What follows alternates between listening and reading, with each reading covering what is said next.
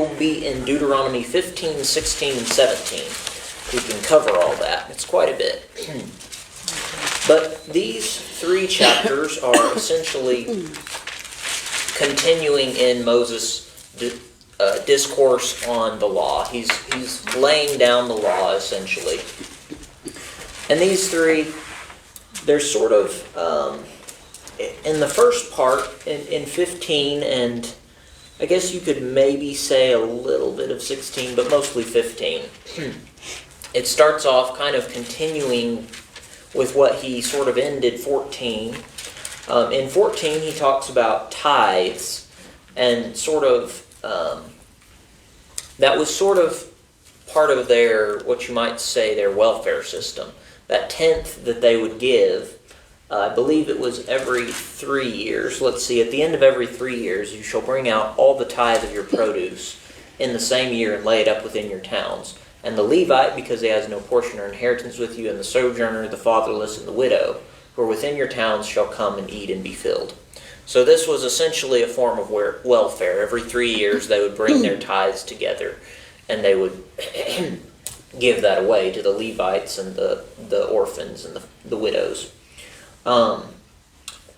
Well, there's this next section in 15, and it is discussing debts and what to do about debts and how to handle debts. It's kind of, I think it follows on the section on tithes, because in a way, the way that God lays out, Moses talking on behalf of God lays out debts is in a similar vein to how he talks about welfare. Because at the very first in verse of chapter 15 it says, "At the end of every 7 years you shall grant a release. And this is the manner of the release. Every creditor shall release what he has lent to his neighbor. He shall not exact it of his neighbor, his brother, because the Lord's release has been proclaimed. Of a foreigner you may exact it, but whatever of yours is with your brother, your hand shall release. But there will be no poor among you, for the Lord will bless you in the land that the Lord your God is giving you for an inheritance to possess, if only you will strictly obey the voice of the Lord your God, being careful to do all this commandment that I command you today. For the Lord your God will bless you, as he promised you, and you shall lend to many nations, but you shall not borrow. You shall rule over many nations, but they shall not rule over you." This is a good passage. I think it really points to,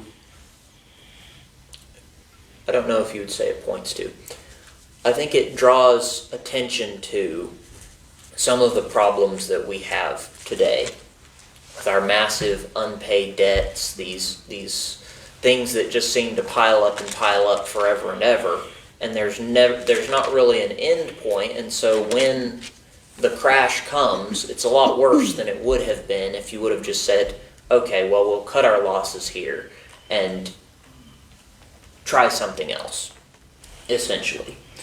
This seems to be a limiting factor. Verse 4 says, "There will be no poor among you." That's not saying there's not ever going to be a poor person. Because in verse 11 it says, "For there will never cease to be poor in the land. Therefore I command you, you shall open wide your hand to your brother." That's just a little bit later in verse 11. So he's not saying there's never going to be a poor person with you. It seems to me, and what does your translation have there in verse 4? What does verse 4 say? "Except when there may be no poor among you, for the Lord will greatly bless you in the land which the Lord God, your God, is giving you to possess and as inheritance." Thank you. That may be a little bit better translation. Probably. What do you got, huh?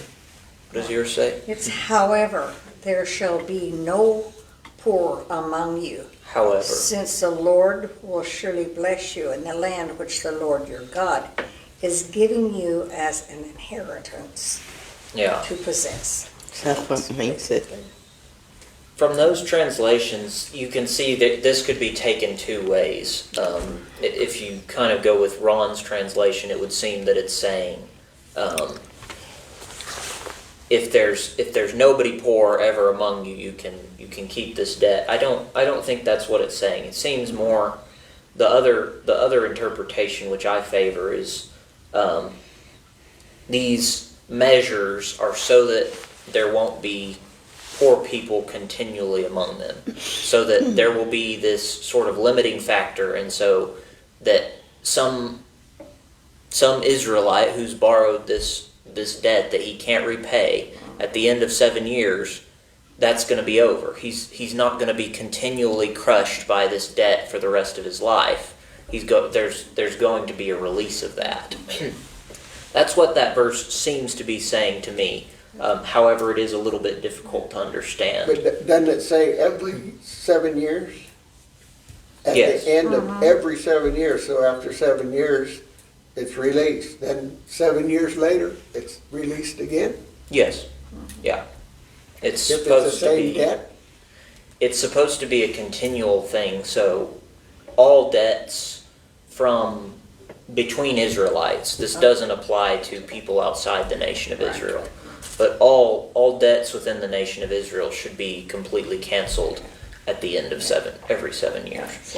If only you listen obediently in verse 5. So I don't, Yes. would that mean if you don't listen, you're going to be poor? Yes. Yeah. That is, in the blessings and the cursings, God talks about all the good things that are going to happen to them if they continually follow His law, and then all the bad things that are going to happen if they disregard that.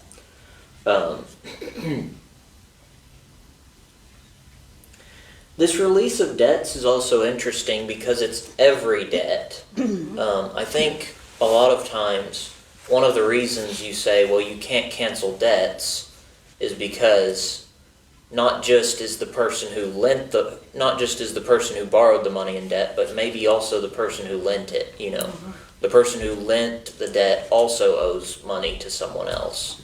And so it's like there's this big ring of people who are all owing each other. And if all of those are canceled at once, you can't use the excuse that, oh, well, someone else is expecting money from me. It's like, no, they're not, because those debts are canceled too. Your debts are canceled, his debts are canceled, everyone within this nation's debt is canceled. It's interesting. And one of the reasons I think that this is put where it is, it kind of is in the section covering what you might think of as welfare, is verse 7. Would someone read 7 through 11, please?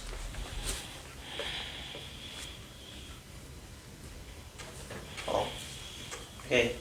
If anyone is poor among your fellow Israelites in any of the towns of the land the Lord your God is giving you, be not hard-hearted or tight-fisted toward them.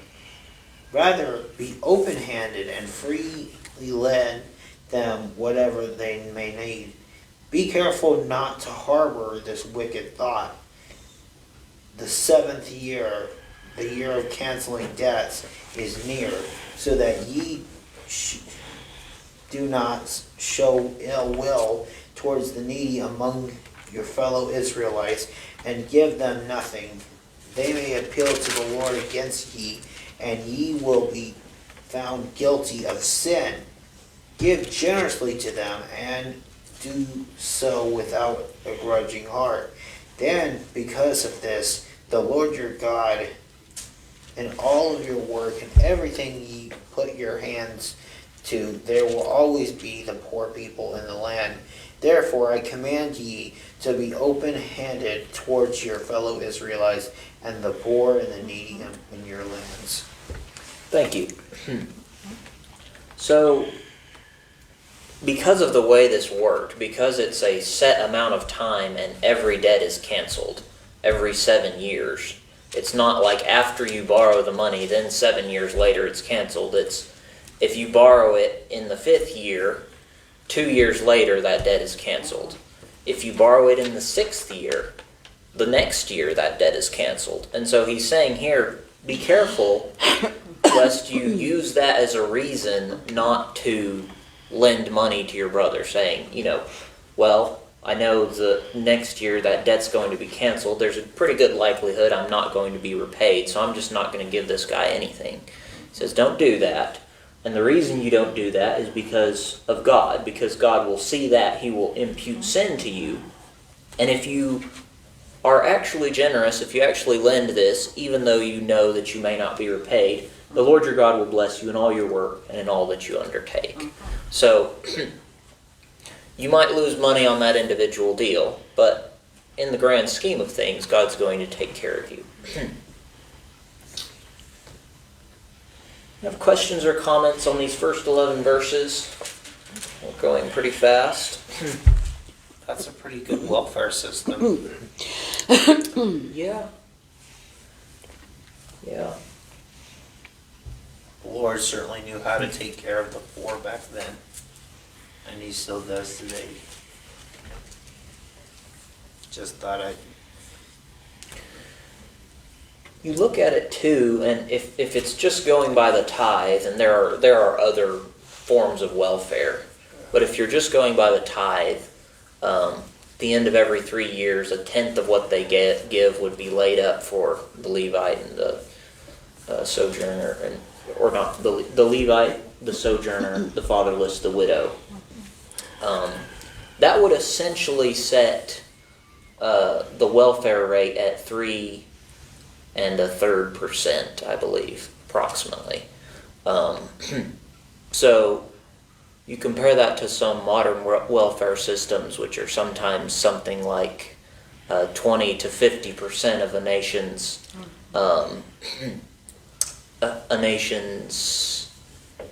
gross domestic product, and you kind of see that may be somewhat out of whack. Yeah. Quite a bit more than what was commanded in those days. Now, obviously, there were other forms of welfare. That wasn't the only one. This lending is another one.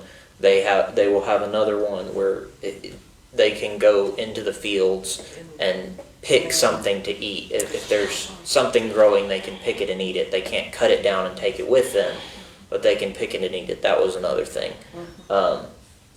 So this wasn't the only thing, but it is one thing, and it's a set rate, like I say, of about 3 1/3%.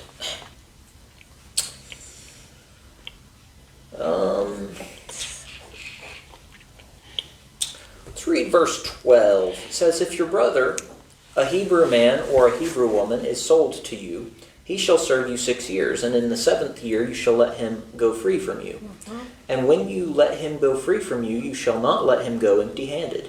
You shall furnish him liberally out of your flock, out of your threshing floor, and out of your winepress.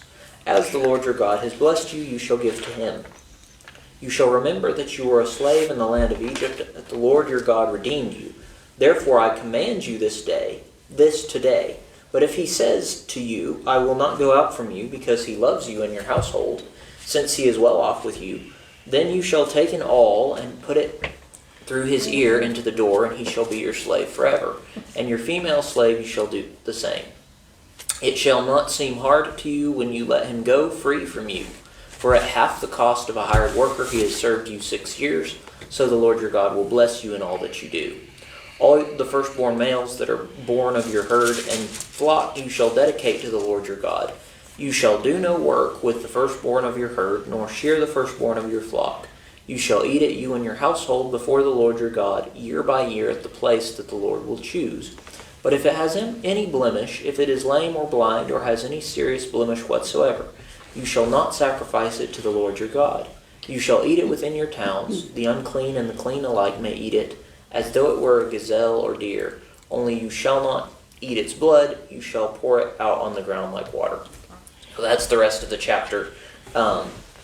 This first part of it is pertaining to a Hebrew slave. So the person who is of the nation of Israel who is sold to someone else in the nation of Israel, probably as a payment of debt, or maybe because they are not able to provide for themselves properly, they sell themselves to someone else. And it's the same. He shall serve you 6 years, and in the 7th year, I guess it's not the same. It's a little bit different because instead of every 7th year, it's after 6 years, and the 7th year he'll go free. So you wouldn't have someone who, only worked a year and then went free. It was a period of 6 years. But this would have been different, than they would have been used to. They would have been used to probably. It would seem that in setting this regulation down, the norm would have been just forever. Like if you were sold even as a Hebrew to another Hebrew, you were just going to be a slave for the rest of your life. God says, no, after 6 years you let your brother go, and then the Lord will bless you in all that you do.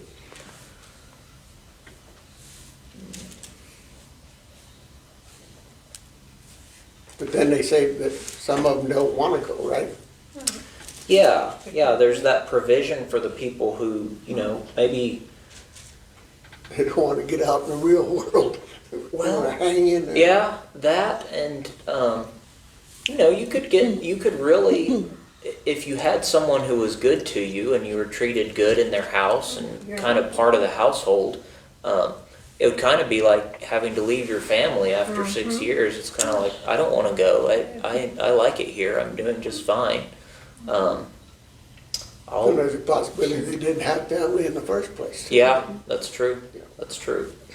Like the British, if the manservant's father was a manservant and then he came in and took over for that, yeah. I think, obviously there's a lot of downsides to like slavery and that sort of a system, indentured servitude. But at the same time, I think there were also bonds between those people that we don't think about sometimes as being, just like this. They didn't want to go. They were where they wanted to be. And obviously there would have been situations where that was not the case, but it wasn't all bad, it would seem. Well, that happened a lot in slavery when they were here. Some of them didn't want to go, didn't know what to do. I mean, they wanted to stay with where they were. The next chapter 16, is over the Passover, and then the Feast of Weeks, and then the Feast of Booths. Wow. If you want, you can go back and read over this chapter. I think we'll go over it rather quickly. There's more, I believe there's some more specific regulations pertaining to it in Leviticus chapter 23, verses 4 through 22. You can see these feasts, what they were supposed to do during these feasts. Again, that's Leviticus 23, verses 4 through 22, if you want to go read more on that. These feasts can be interesting if you're studying them kind of as a parallel to the New Testament and what Jesus did. There's some interesting parallels, obviously, between the Passover. Jesus is our Passover. The Feast of Weeks, I believe. This Feast of Weeks is 7 times. It says, begin to count the 7 weeks from the time the sickle is put to the first standing grain. Then you shall keep the Feast of Weeks to the Lord your God, with the tribute of a free will offering from your hand, which you shall give as the Lord your God blesses you. And I believe this corresponds to Pentecost.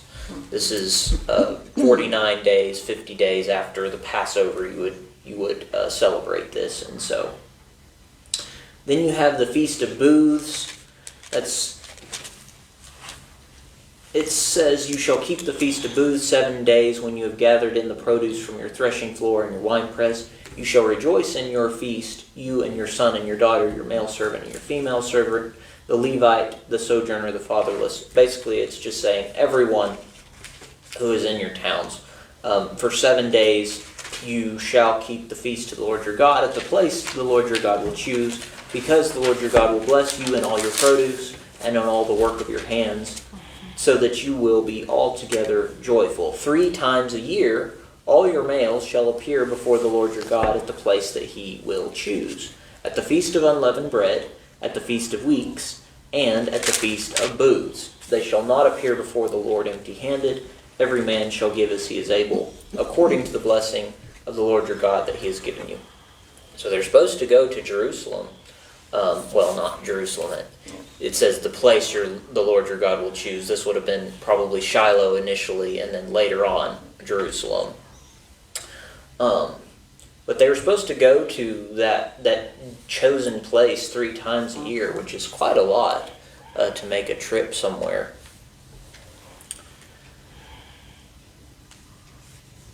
Then he gets to the final part of this chapter. He says, you shall appoint judges and officers in all your towns that the Lord your God is giving you according to your tribes, and they shall judge the people with righteous judgment. You shall not pervert justice.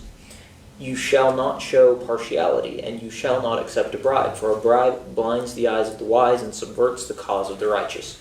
Justice and only justice you shall follow, that you may live and inherit the land that the Lord your God is giving you. That's sort of the natural break. There is a couple more verses, but that more goes with the next chapter.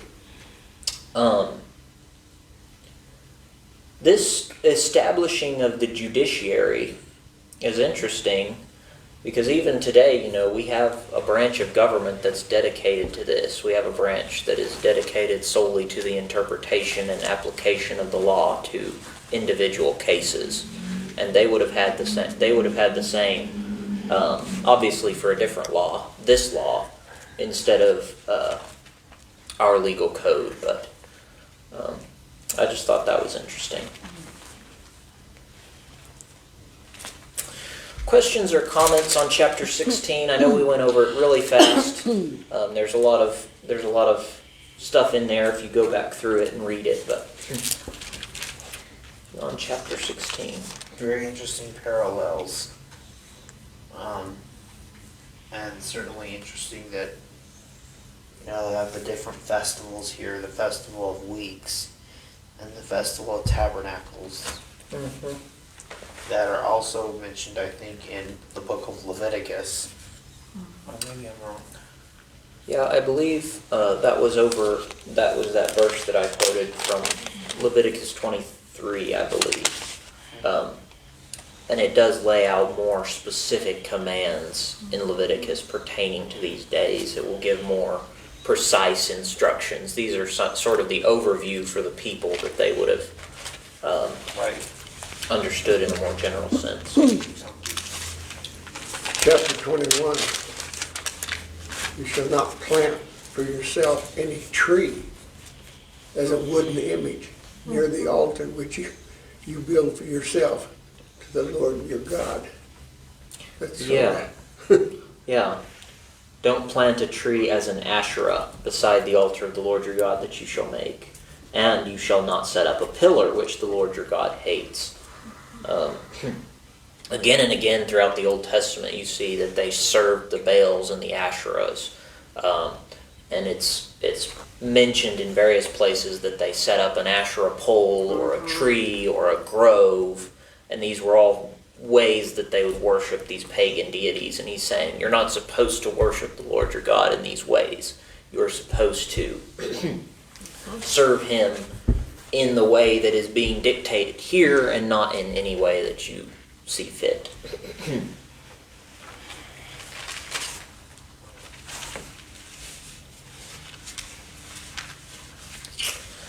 Let's move on to chapter 17. Talks about, you shall not sacrifice to the Lord your God an ox or a sheep in which is a blemish. any defect whatsoever, for that is an abomination to the Lord your God. If there is found among you within any of your towns that the Lord your God is giving you, a man or a woman who does what is evil in the sight of the Lord your God, in transgressing his covenant, and has gone and served other gods and worshipped them, or the sun, or the moon, or any of the host of heaven which I have forbidden, and it is told you, and you hear of it, you shall inquire diligently, and if it is true and certain that such an abomination has been done in Israel, then you shall bring out to your gates that man or woman who has done this evil thing. You shall stone that man or woman to death with stones. On the evidence of 2 witnesses or 3 witnesses, the one who is to die shall be put to death. A person shall not be put to death on the evidence of 1 witness. The hand of the witness shall be first against him to put him to death, and afterward the hand of all the people. So you shall purge the evil from your midst. I wonder about this passage saying, you shall not sacrifice to the Lord your God an ox or a sheep, in which is a blemish. I wonder, because of its placement, if that was something the nations around them were doing to worship their false gods. I kind of wonder if that's another prohibition that's kind of saying, you don't set up an Asherah, you don't sacrifice the blemished thing, and you don't go after the sun, moon, or the host of heaven and these other gods.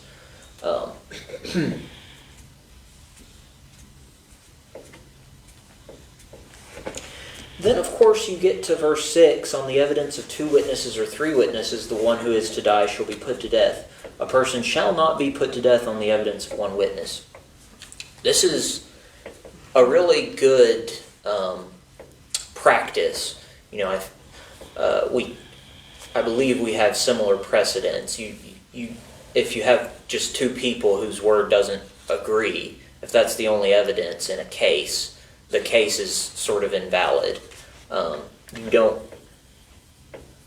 Some of the things that make a good law is, well, what happens if someone tries to abuse this law?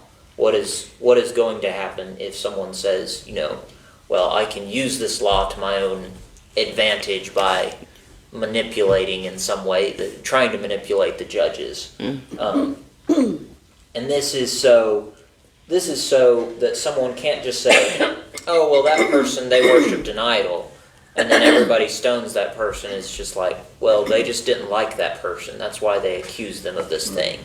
And this stipulation that it has to be on the evidence of 2 or 3 witnesses is to guard against that. Questions or comments on the first part of Deuteronomy chapter 17? That's definitely a good barrier against false testimony.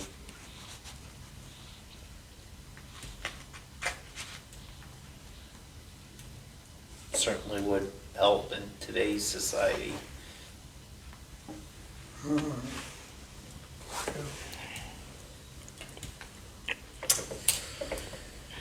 It depends if you had 2 people or 3 people, and 2 of them in cahoots. That could change a whole lot of things.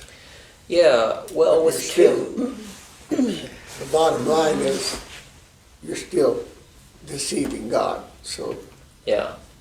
Well, with 2, it's a lot harder to get 2 people to agree to something, number 1, but number 2, to get their testimony to agree within itself, to have internal consistency.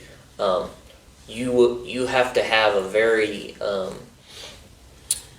very well thought out lie in order for someone with good questions to keep from figuring you out. And in fact, it may be impossible to tell a lie that is entirely consistent with the truth, with another, once you examine 2 people, there's something you can examine there, rather than just, if it's 1 person, they can sort of make stuff up as they go along. But if there's 2 people and they start doing that, then one of them is eventually going to trip up. Yeah. So it gives you a better way to corroborate things. The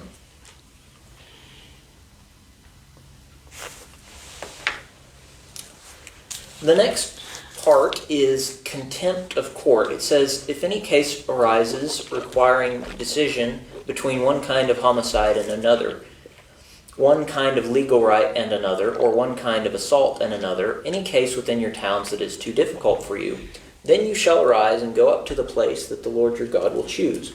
And you shall come to the Levitical priests and to the judge who is in office in those days, and you shall consult them.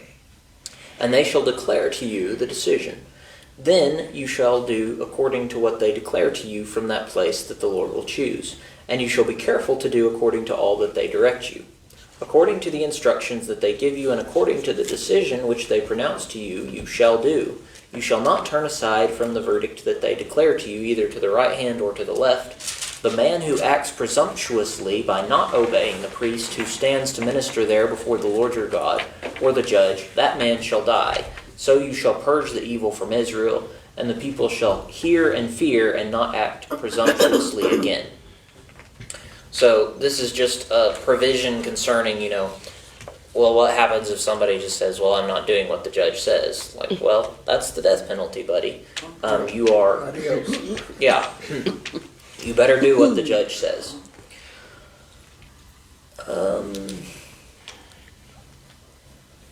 You have comments or questions on that section, verses 8 through 13? Oh, certainly interesting how they set out a situation for contempt of court.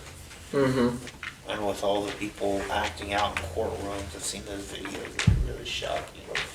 But certainly would help today if these criminals who think that they're bigger than the judge would not be so quick to misjudge or mischaracterize the judge, and would change their thought or their tone if they realized they were going to get the death penalty or getting out of line with the judge.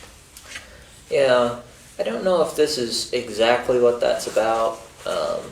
Maybe it would pertain to some of those cases, but this seems to be more like if there was,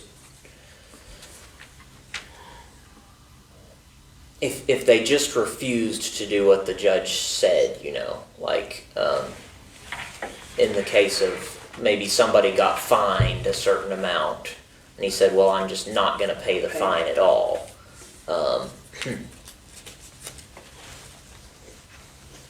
It says specifically this is between one kind of homicide and another, one kind of legal right and another, one kind of assault and another.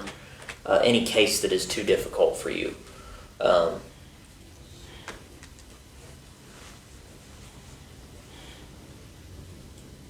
So this is just someone outright refusing to do what the court orders, essentially. That's what it sounds like, yeah.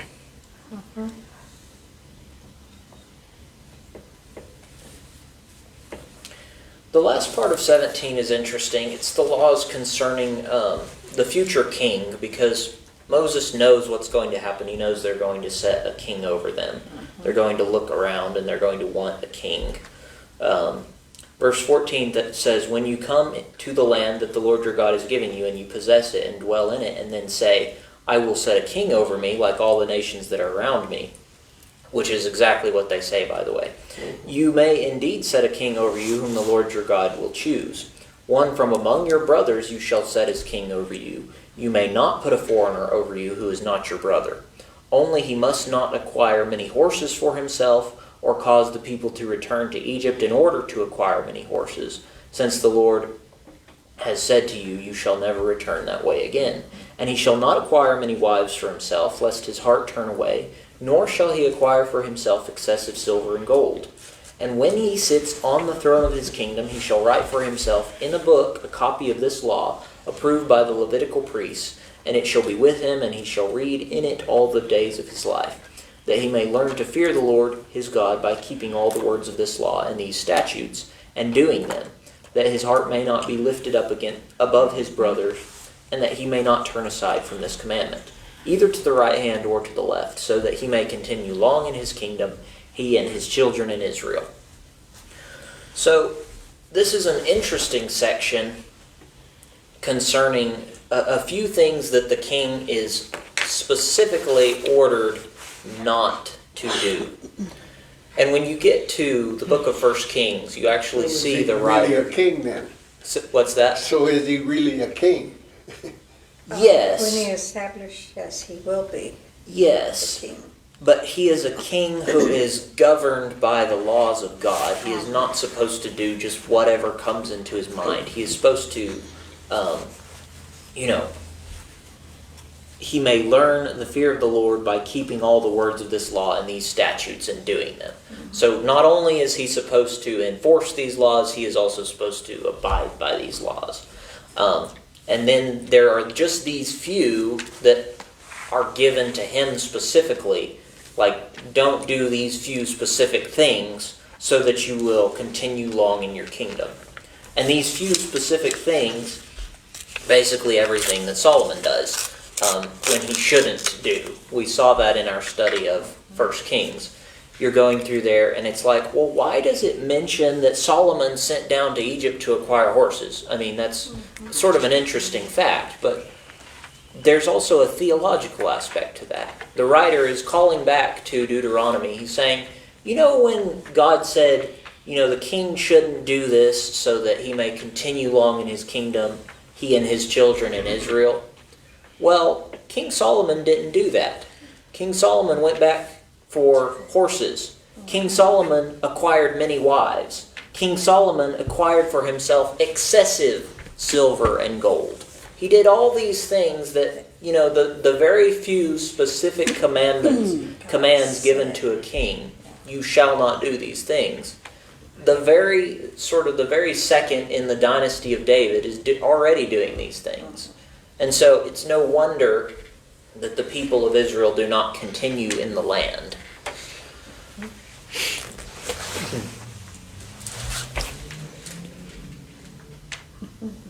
I was just thinking about that. About King Solomon obtaining all those horses from Egypt and the excessive silver and gold.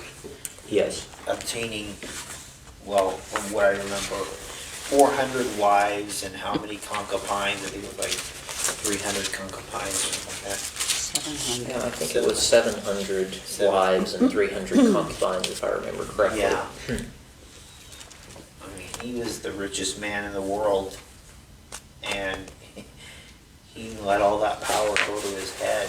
And when he was writing Ecclesiastes, he was saying, meaningless, or vanity of vanity. Everything is vain. That includes work, that includes riches, that includes wisdom. Yeah, everything under the sun. Well, that is Deuteronomy 15, 16, and 17. Any closing questions or comments? Thank you for the Bible study. Really appreciate it. I think some of our law, things are set up today, I think, from a lot of the judges and some of the situations from back then are set up for us today that we follow based on what God said back here in the Old Testament. I wish they're not strict enough. We let murderers go free. Well, yeah, Yeah. today. Rapists, child traffickers, drug dealers. But that's, yeah. But originally, the judges were set up originally under God's law, even for us today, which they don't do because they're not of God. Some of Well, them. in the welfare situation, but the fraud and the mess that's going on now, and has been going on for years and years and years. Yeah, there's a They couple. never foreseen something like that back then. Oh, the way yeah. It is now. Yeah, well, But there's a couple of ways you can go wrong with justice. You can go wrong in being too harsh and oppressive, but I think our society has forgotten that you can go too far the other way too. And if you're not harsh enough with criminals, they just continue to do the thing, like it essentially becomes worth it in their mental calculation. It's like, well, I can do this thing and it will lead to this outcome, but the punishment is essentially worth the crime, even if I am punished, which a lot of times they're not, and that's even worse. But Capital punishment. yeah, and it's pretty common, throughout the book of Deuteronomy. There's a lot of things that lead to capital punishment.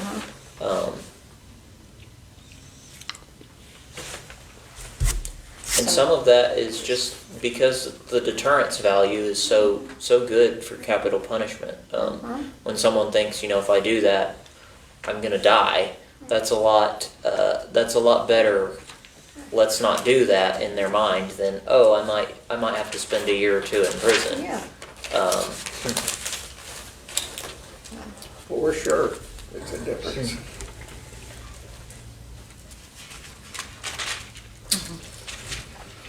Well, thank you all for your time tonight, for making the trip. Ron, would you mind closing us with a prayer?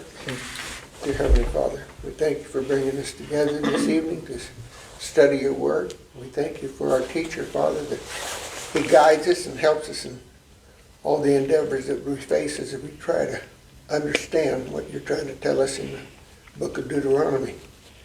We're so grateful, Father, for the blessings you bestow upon us. We ask you to continue to be with our sick poor that are not here and the ones that are ailing. Bless them, Father, and hopefully they start feeling better and get some good attention from the doctors and nurses that might be attending to them. So grateful, Father, for all your blessings. Continue to be with us. Give us safe travels home. In your Son's name, Jesus Christ. Amen.